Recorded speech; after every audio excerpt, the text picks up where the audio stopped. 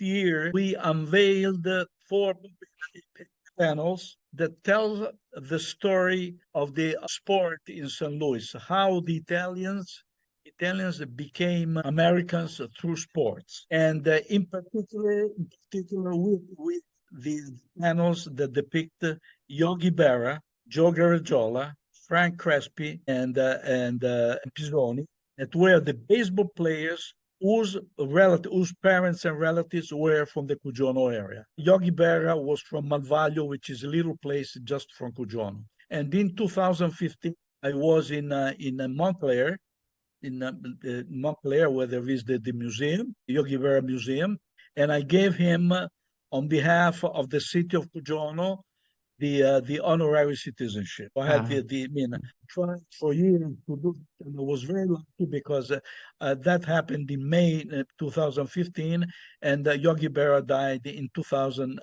that year in September. On top of that, this year, but this year in June, we'll have a group of people from Harvard, Illinois, and they will be present when we will unveil the 4 more panels that depict the soccer players from the Hill of St. Louis that were part of the U.S. soccer team in 1950 when the United States beat England in that famous game that was also put on movies, and this film is called The Game of Their Lives. And we're talking about Borghi, Colombo, what's his name, Pariani, Valicenti, Wallace, and Bertani. So this is to give you an idea what's going on in Cugiono. And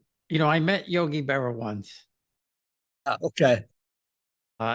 Growing up, when I was, young boy, 10, 12 years old, he was playing. So I saw him play. And we were living in Florida at the time, and George Steinbrenner when they were in spring training, he made the Yankees go sign baseballs for people. And it was like meeting the Pope. Yeah, that's great. Yeah. I understand. The same thing with me. I think it's, when people ask me, whom did you meet? Well, I met a lot of people during my life, and some important and so forth. But the best was Yogi Berra. Yeah. He was very, very nice. And the interesting thing about that, I think they had to sit there and sign for 2 years. Obviously, Yogi Berra didn't have to do it if he didn't want to. He wanted to, because remember,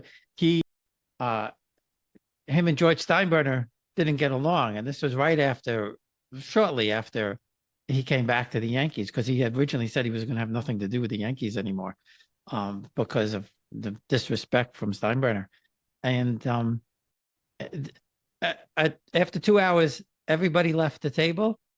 The only 2 who sat and kept signing were Reggie Jackson and Yogi Berra. Yogi sat there until everybody online got their ball signed.